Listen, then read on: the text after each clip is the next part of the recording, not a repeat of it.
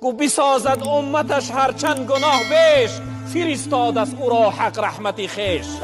و هرچند اگر امتش گناه کنه خداوند این محمد رحمتی خودش فرستاده است.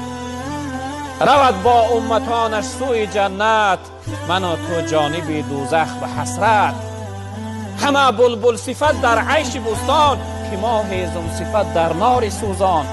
شیطان سوی فرزنداش و هرچند گناه کنه امت شفاعت میکنه، دعا میکنه، در روز قیامت سرش در عرش الهی در تعظیم و در سجده میمانه، آبهای دیده مبارک چه میریزانه.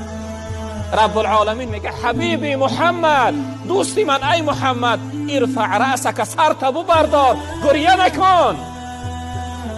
قل یسمع، بگو چیزی میگو من تو را گوش میکنم. سل تعطى، بپرس هر چیزی میپرسی من برای تو میدیم. واشفع تشفع، شفاعت کن. لایکی